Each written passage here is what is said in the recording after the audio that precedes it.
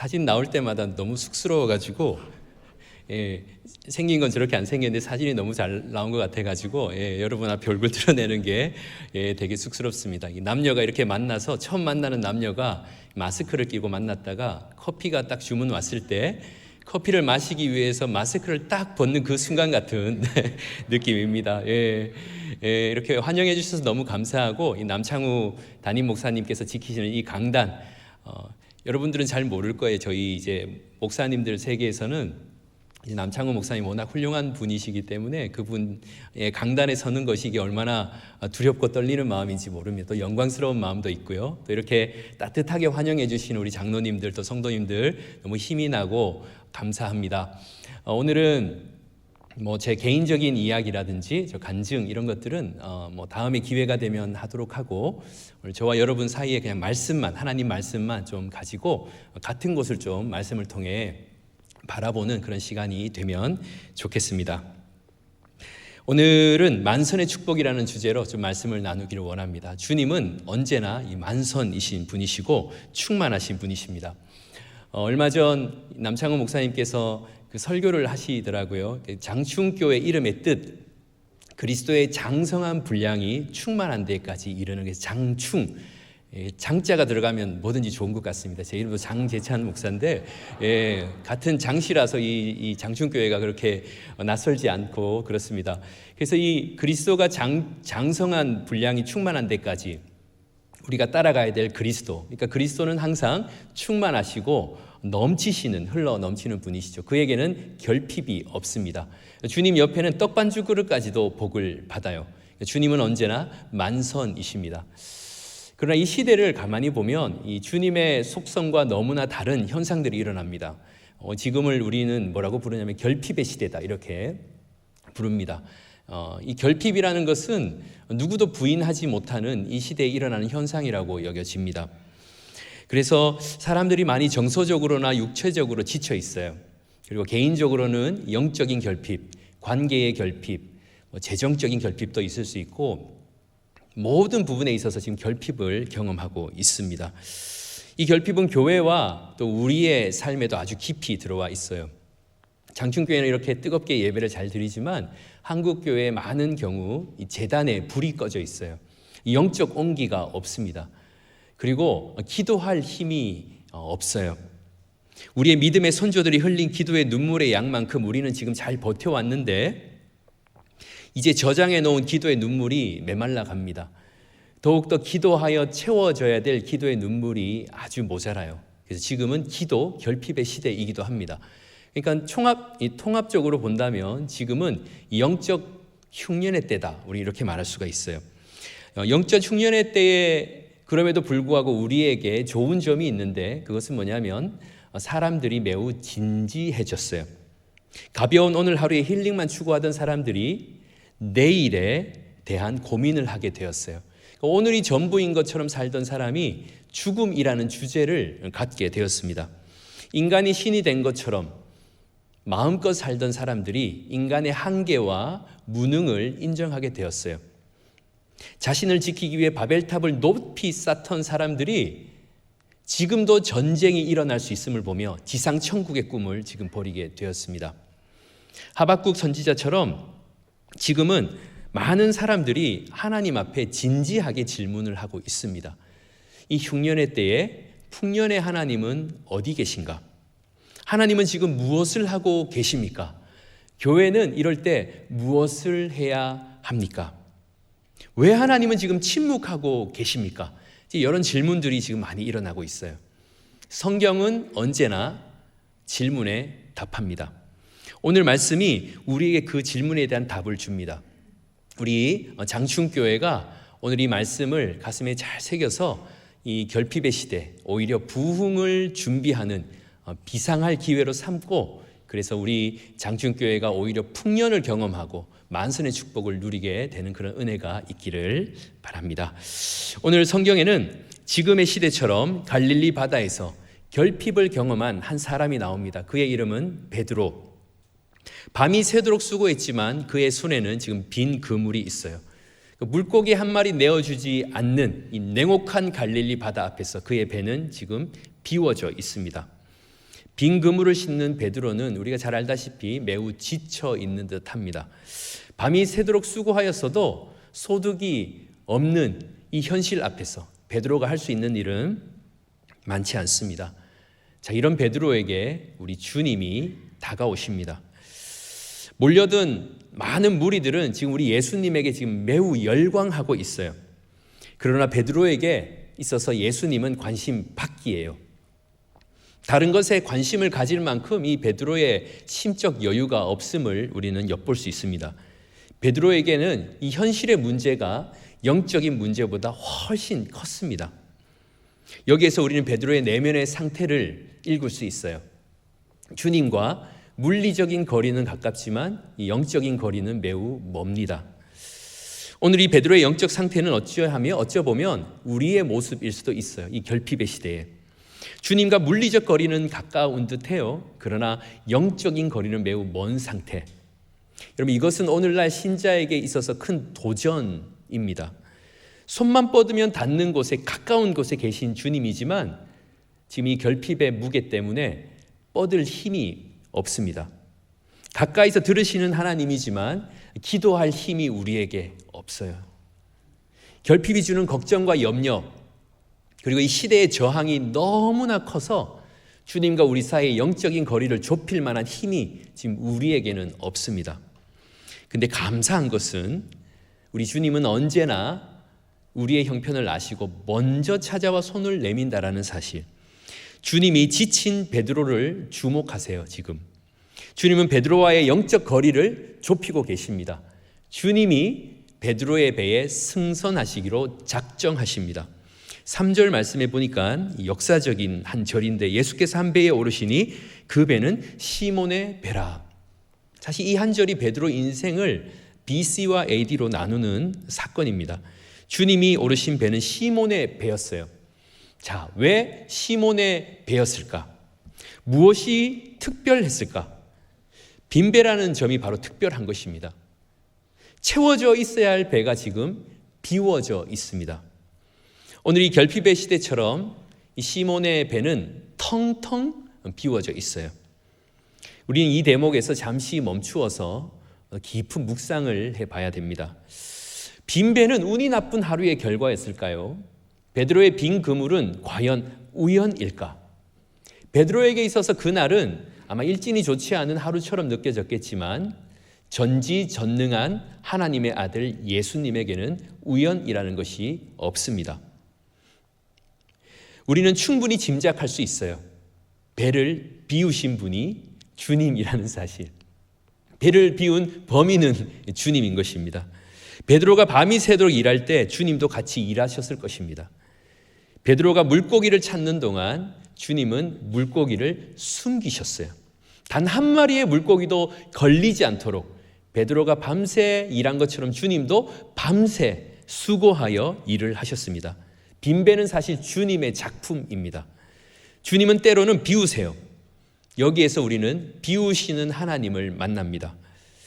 주님은 왜 베드로의 배를 비우실까? 좀 더 나아가 주님은 왜 이 시대에 결핍을 우리에게 허락하시는 걸까? 자, 그 이유는 이것입니다. 배가 비워질 때 주님이 승선하실 만한 자리가 마련되기 때문입니다. 채워진 배는 주님이 오르지 못해요. 그러나 빈 배는 주님이 승선하십니다. 주님이 승선하시려고 그 배를 텅텅 비우셨어요. 주님이 친히 그 배에 만선이 되시려고 빈 그물을 허락하신 것입니다. 우리는 이 대목에서 비움의 영성을 배워야 돼요. 비움은 주님이 우리 인생의 주인 되시기 위한 하나님의 열심이라는 사실. 비우면 주님이 승선하세요. 비워질 때 하나님이 하나님의 것으로 채우십니다. 가난한 마음에 주님이 임재하시죠. 내 것이 바닥난 그곳에 누가 계십니까? 거기에 주님이 계세요. 내 것이 아무것도 없는 곳에서 하나님의 것들이 일어나기 시작합니다. 그래서 내가 더 이상 내려갈 곳이 없는 가장 바닥에서 우리는 하나님을 대면하게 돼요. 하나님을 만날 때는 채워졌을 때가 아닙니다. 하나님을 만날 때는 비워졌을 때. 하나님을 대면하는 사람들은 대부분 비움의 영성을 가진 사람이라는 사실에 우리는 주목을 해야 됩니다. 혹 우리 중에 이 하나님의 비움의 역사에 선택된 분들 계십니까? 빈 그물만 싣고 있는 분들, 아직도 원치 않는 고난의 터널을 통과하고 계신 분들, 개인의 영적인 결핍, 경제적 결핍, 관계의 결핍, 육체적 건강의 결핍, 뭔가 채워져야 되는데 아직도 채워지지 않는 그런 영역들이 있습니까? 여러분에게 있어서 빈 그물은 무엇입니까? 그것 때문에 실망하지 마십시오. 소망을 가지세요. 왜냐하면 주님은 지금 여러분의 인생의 배에 승선하고 계신 중이십니다. 비우시는 분이 지금 여러분의 인생의 배에 주인이 되시려고 지금 간섭하고 계신 중이에요. 주님은 여러분과의 지금 영적인 거리를 좁히고 계십니다. 주님은 더 가까이 다가오고 계신 중, 내가 지금 비워지고 있다면 주님이 나와 더 가까이 오시는구나, 그렇게 우리는 알 수 있습니다. 그러므로 소망을 가져야 돼요. 주님이 여러분의 배에 승선하실 때는 언제나 거룩한 사건이 우리 주님을 뒤따라 오는 것입니다.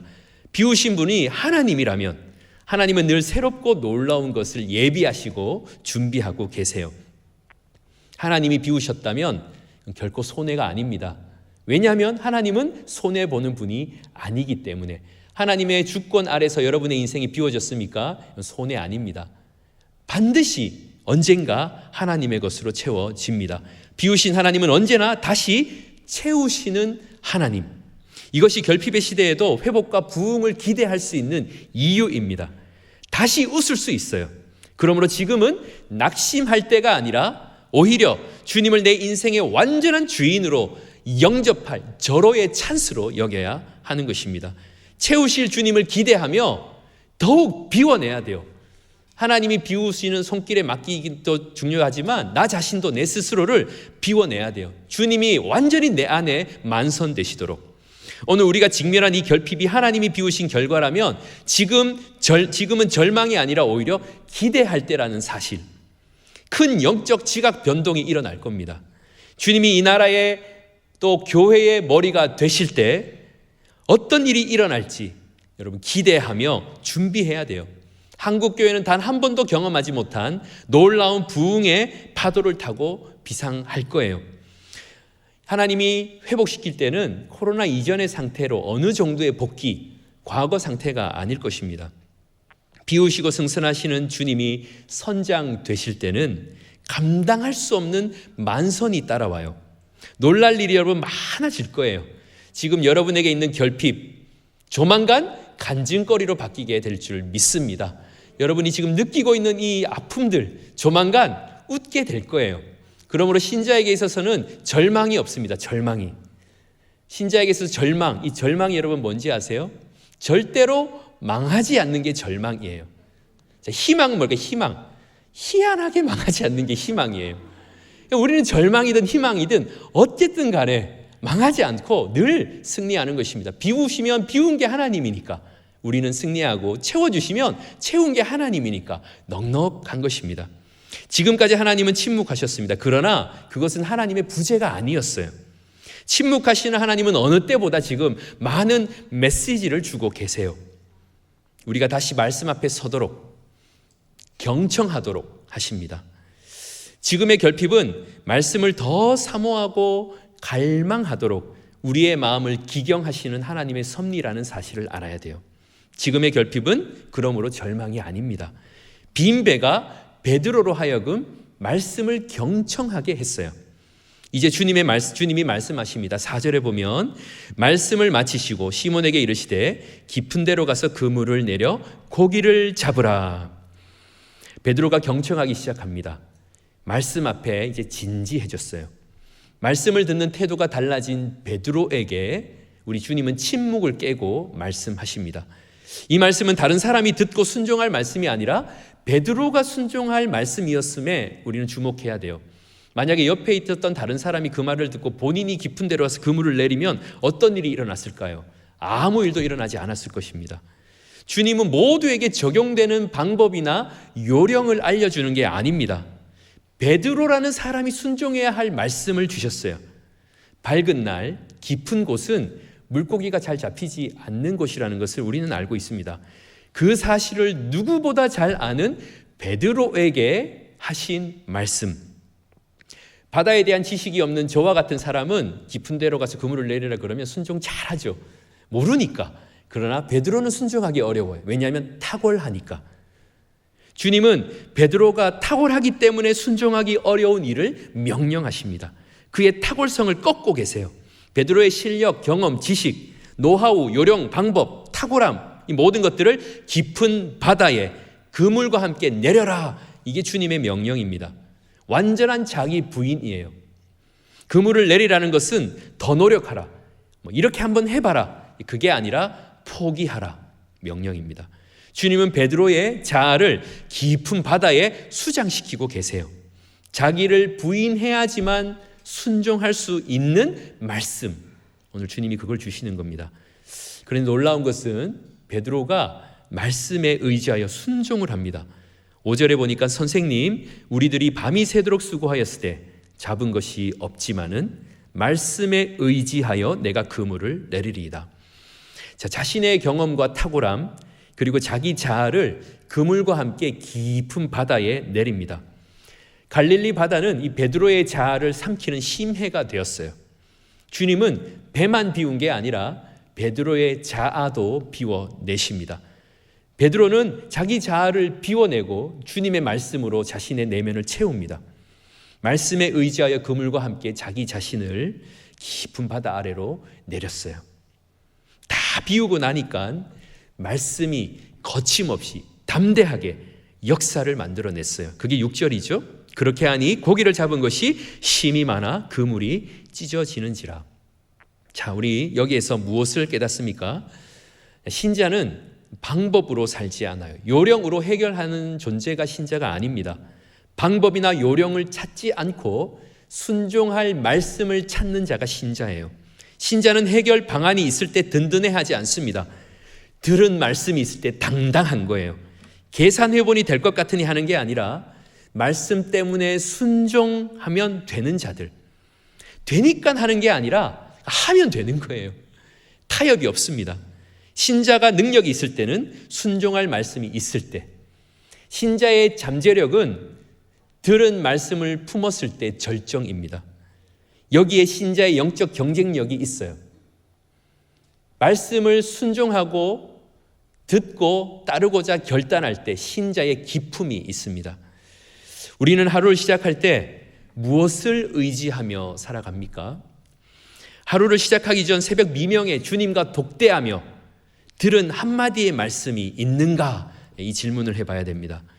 더욱이 나로서는 순종하기 어려운 말씀, 내가 너무 잘하기 때문에 하기 어려운 순종의 말씀이 들릴 때가 있어요. 진짜 순종하기 어려운 말씀이 들릴 때, 그때는 여러분 신받다 이렇게 소리쳐야 돼요. 그게 바로 기회 중에 기회예요. 순종하기 어려운 말씀이 들리면 들릴수록 그때는 정말로 내가 감당하지 못하는 만선 중에 만선이 예비되어 있음을 여러분 직감하셔야 됩니다. 영적 민감성을 가지고 말씀을 가만히 들어보세요. 나를 포기시키는 말씀이라면 그 이면에는 하나님이 내가 감당할 수 없는 예비된 기적도 준비하고 계시다라는 뜻입니다. 순종하기 어려운 말씀일수록 그러므로 기뻐하세요. 그날 반드시 거룩한 사건이 예비되어 있습니다. 지금까지 안 되던 일도 오늘 순종할 말씀을 들었다면 내일 다른 역사를 기대해도 좋아요. 동일하게 하던 일도 순종할 말씀이 주어지는 순간부터 그 일은 비범한 사건이 됩니다. 말씀이 들릴 때는 동시에 거룩한 사건도 예비되어 있음을 여러분 직감하십시오. 은혜란 말씀이 들리는 것입니다. 지금 여러분 여전히 어려운 결핍을 지나고 있습니까? 근데 계속 하나님의 말씀이 계속 들리고 있으세요? 하나님이 여러분을 놓지 않고 있다라는 사인이고 증거예요. 들린 말씀의 끝에 만선이 있습니다. 사랑하는 성도님들, 그러므로 결핍의 시대에 우리가 집중하여 회복해야 될 영역이 있다면 그게 바로 하루 시작 전 말씀 묵상, 새벽 기도예요. 너무나 뻔한 말 같지만 새벽 기도와 말씀 묵상을 여러분 비범하게 생각하셔야 돼요. 하루를 시작할 힘이 사실 여기에서 나옵니다. 기도하지 않고 시작한 하루, 말씀 없이 뛰어든 삶의 현장에서는 이미 패배한 거예요. 신자가 기도하지 않고 말씀을 듣지 않고 하루를 시작할 수 있다는 것은 엄청난 용기입니다. 엄청난 용기예요. 감히 말씀 없이, 신자가 감히 기도 없이 하루를 시작할 수 있는 것은 그만큼 큰 엄청난 맷집입니다. 그런 용기는 갖지 마십시오. 진정한 용기는 말씀에 의지하여 불가능한 일에 도전하는 거예요. 진정한 용기는 말씀을 듣고자 전능한 하나님을 대면하는 것입니다. 아무리 바빠도 기도를 선택하는 거예요. 기도의 자리를 사수합니다. 그렇게 시작한 하루는 안전해요. 이미 승리한 겁니다. 여러분, 우리 모두의 승패는 전쟁터에서 나는 게 아닙니다. 승리는 전쟁터에서 나는 게 아니라 전쟁 시작하기 전 하나님과 나와 독대하는 그 은밀한 시간에서 이미 승패가 결정나는 거예요. 새벽에 내가 기도했는가, 새벽에 내가 그날 하루 순종할 말씀을 받았는가가 하루를 결정합니다. 그러므로 묵상한 말씀이 하루 동안 어떻게 역사하는지 보게 될 겁니다. 묵상한 말씀이 오늘 하루 일어나는 모든 일들을 해석해줘요. 묵상한 말씀이 내가 가기 전 미리 앞서가서 닫힌 문을 열고 묶인 실타래를 푸는 것입니다. 없던 길도 만들어내는 거예요. 말씀을 듣고 순종한 베드로에게 이제 정말 놀라운 일이 일어납니다. 7절에 보면 이에 다른 배에 있는 동무들에게 손짓하여 와서 도와달라 하니 그들이 와서 두 배의 채움에 잠기게 되었더라. 말씀에 순종하여 내린 그물은 찢어질 만큼 많은 물고기를 줬어요. 한 배도 아닌 두 배에 채웠다. 갑절의 만선입니다. 그냥 만선이 아닌 갑절의 만선. 그러니까 하나님은 구한 것만큼, 기대한 것만큼만 주시는 분이 아님을 보여주는 겁니다. 주님은 주실 때 흘러 넘치게 주시는 분. 그런데 여러분, 여기에 우리의 시선이 머물면 안 됩니다. 반전은 이거예요. 베드로가 지금 만선에 집중하지 않고 있어요. 만선에 대한 베드로의 관심이 사라졌습니다. 만선되었다고 기뻐하고 없다고 슬퍼하지 않아요. 주님이 선장인 배에서 물고기는 베드로에게 그 영향력을 상실했습니다. 신자가 주님을 만나면 일어나는 일이 바로 이겁니다. 세상을 부러워하지 않아요. 세상의 결핍이나 세상의 만선으로부터 완전히 자유롭게 돼요. 물고기에 대한 집착이나 자랑이 사라졌어요. 지금은 물고기가 중요한 때가 아님을 베드로는 알아요. 지금 더 중요한 게 생겼습니다. 하나님의 아들을 만났어요. 만선의 기적 이후 베드로는 예수님이 하나님의 아들이라는 사실을 자각합니다. 만선의 기적이 지금 주님을 보게 하고 있습니다. 기적이 그리스도를 향하는 표적, 화살표의 역할을 하고 있어요. 베드로는 기적을 바르게 이해하고 있습니다. 물고기의 이 기적의 결과물인 물고기가 아닌 기적을 행하신 하나님의 아들로 그의 시선이 고정되고 있어요. 5절에서 예수님을 선생이라고 불렀습니다. 그렇게 불렀던 자기 자신이 부끄러울 것입니다. 왜냐하면 그 선생이 지금 하나님의 아들이거든요. 8절에 보니까 주님이라고 부르죠. 선생을 주님이라는 호칭으로 바꿨어요. 예수님이 선생일 때 문제가 되지 않았습니다. 그러나 하나님의 아들일 때 문제가 되는 일이 생겼어요. 딱 한 가지의 문제, 가장 큰 문제, 죄입니다. 하나님의 아들 앞에서 베드로는 지금 죄인이 돼버렸어요. 죄인인지 몰랐는데 주님을 만나니 죄인인 것을 깨닫는 것이죠.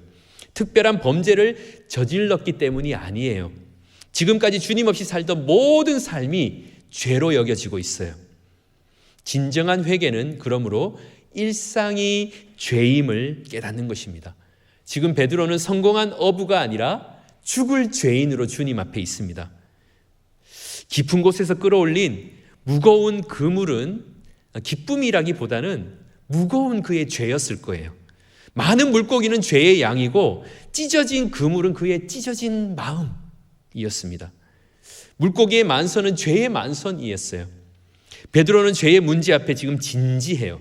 8절에 보니까 시몬 베드로가 이를 보고 예수의 무릎 아래 엎드려 이르되 주여 나를 떠나소서 나는 죄인이로소이다. 이 고백은 베드로가 할 수 있는 최선의 회개입니다. 저는 오늘 회개라는 주제 자체를 다루기보다는 죄를 진지하게 다룰 때 어떤 일이 일어날 수 있는지에 대해 말씀을 드리려고 합니다.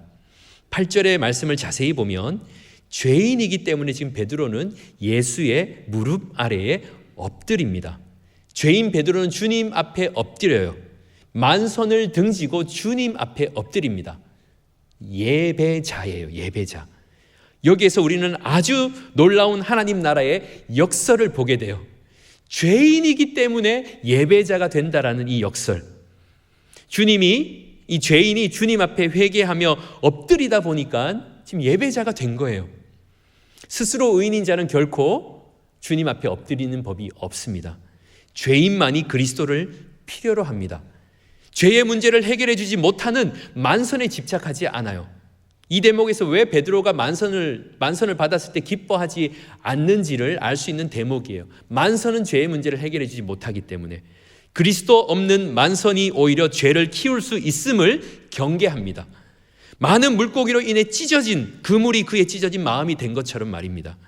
그래서 죄인은 만선을 등지고 그리스도에게 엎드려 예배자가 되는 것입니다. 죄의 문제를 진지하게 다룰 때 지금 예배자로 거듭난다는 것이죠. 이 모순처럼 들리지만 이게 바로 진리이고 하늘의 비밀이에요. 저와 여러분들이 다 그런 분들입니다. 우리 모두는 죄의 문제를 진지하게 다루다가 지금 이 은혜의 자리에 나와 예배자로 서 있는 것이죠. 죄를 해결하고자 몸부림치는 가운데 십자가를 붙들었어요. 십자가만 붙들고 죄의 문제 해결하고자 주님 붙들다가 보니 어느 순간 은혜의 깊은 보좌 앞에 지성소까지 나가 있는 나 자신을 발견합니다. 죄에 대해 아파하다 보니 치유하시고 눈물을 닦아주시고 안아주시는 하나님 품에서 예배를 드리는 나 자신을 발견하는 거예요. 죄와 피 흘리기까지 싸우다 보니 그리스도의 보혈로 완전히 적셔져 있는 나 자신을 발견하게 됩니다. 죄 자체가 그리스도께로 인도하지 않지만 죄를 깨달을 때 그리스도께로 인도함을 받아요. 그러므로 죄 사함의 은총을 받은 사람은 최고의 예배자예요. 용서받은 죄인은 최고의 예배자입니다.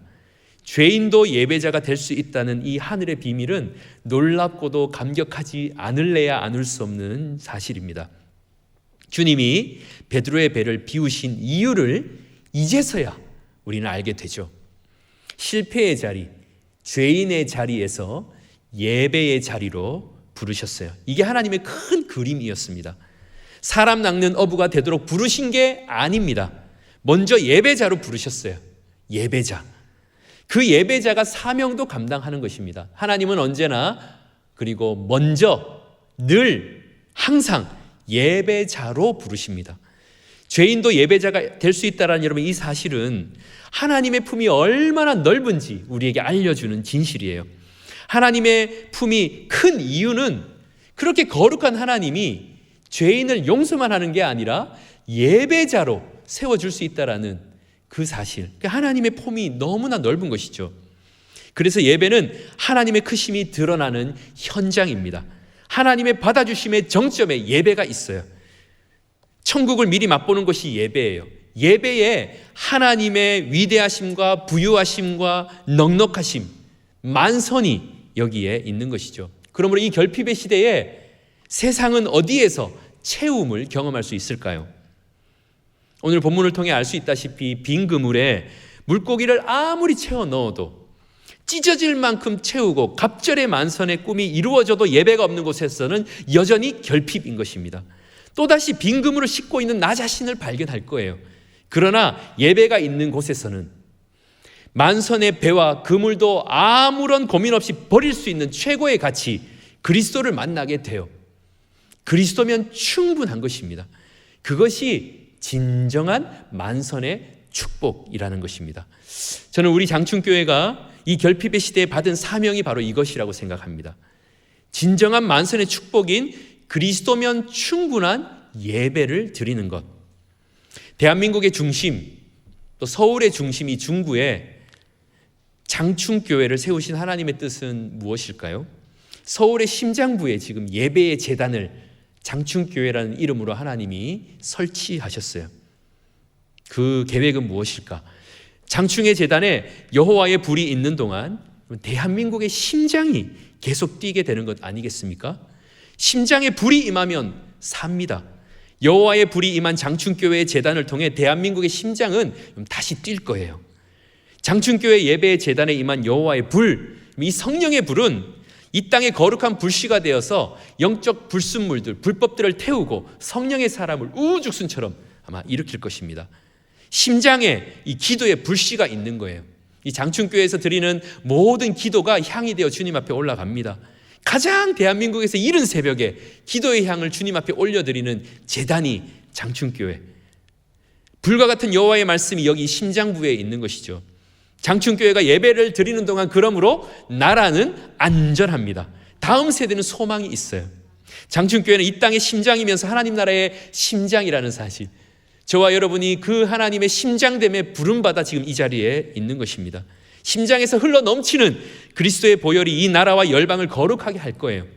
에스겔의 환상처럼 선전 중앙에서부터 흘러나온 이 생수가 온 땅을 덮은 것처럼 장충교회에서 예배드리는 여러분들을 통해 온 땅에 생수가 흘러가서 열방을 회복시킬 것입니다. 68년 전 1954년 2월 14일 장충교회가 여기에 세워졌죠. 또 발렌타인데이 이렇게 세워져가지고 이게 얼마나 놀라운 사실인지 모르겠어요. 38명의 믿음의 선조들, 그리고 지금까지 신앙의 대를 이어온 부모님들, 또 다음 세대들, 청년들, 헌신의 땀과 피가 녹아있는 오늘의 장충교회를 보면 기대하지 않을 수가 없죠. 하나님이 지금까지 인도하셨다면 앞으로도 인도할 것이라는 확신을 갖게 돼요. 앞으로의 68년도 기대하지 않을래야 않을 수 없는 사실이 우리가 지금 예배드리고 있는 현장입니다. 하나님은 멈추지 않습니다. 이곳을 주목하시고 영적인 거리를 계속 좁히고 계세요. 이곳에 하나님의 임재가 있습니다. 이곳에서 하나님이 예배를 받으세요. 여기가 죄인도 예배자로 거듭나는 아버지의 넓은 품이 되는 줄 믿습니다. 죄인 베드로가 이 죄인 베드로의 빈배가 주님이 예배받는 아버지의 넓은 품이 된 것처럼 이 영적 고아의 시대, 이 결핍의 시대, 우리 장충교회는 죄인들도 품어내는 아버지의 품으로 부름받은 줄 확신합니다. 그러므로 우리의 예배는 빈 그물의 문제를 작게 여길 줄 아는 힘을 줄 것입니다. 예배자로 부르신 이 하나님의 넓은 품을 경험한 사람들은 세상이 작게 보여요. 넓은 품에 안겨본 사람들은 세상의 문제를 작게 여깁니다. 시대의 골리앗 앞에서 여러분 주눅들지 않아요. 골리앗을 두려워하지 않는 것은 골리앗보다 더욱더 크신 분을 대면해 봤기 때문에 그런 것입니다. 이 거인 골리앗 두려워하지 않는 것은 진정한 슈퍼 자이언트이신 하나님을 독대하는 예배에 있는 것이죠. 우리는 예배 안에서 그 넓은 품에 안김으로 하나님의 크심을 누리고 있어요. 세상을 두려워하지 않습니다. 그 품 안에서 예배자는 늘 그러므로 안전해요. 장충교회는 넓은 하나님의 품입니다. 우리의 다음 세대와 청년 세대에게 기성세대가 줄 수 있는 여러분 최고의 선물도 그러므로 세상이 커 보이지 않고 하나님이 커 보이는 하나님의 넓은 품과 같은 예배를 드리는 것입니다. 우리의 자녀들은 앞으로 이 말 더 어려운 시대에도 주눅들지 않고 넉넉히 이겨내는 멋진 하나님의 품을 가진 예배자들이 될 거예요. 하나님의 품에 안겨본 우리 다음 세대와 청년 세대는 하나님의 넓은 품을 안고 세상에 나가 수많은 사람들을 품어내는 그런 예배자로 우뚝 세워질 것입니다. 이 시대의 대안은 그러므로 하나님의 품에 안기어 예배자로 거듭난 다음 세대와 청년 세대, 또 이를 위해 우리가 힘써 이 예배를 주님 앞에 올려드리고 주님이 임재하는 예배가 되도록 노력하는 기성세대, 이 장충교회에 있는 줄 확신합니다. 이 일에 저와 여러분 모두가 아름답게 쓰임받기를 높으신 예수님의 이름으로 축원드립니다. 아멘.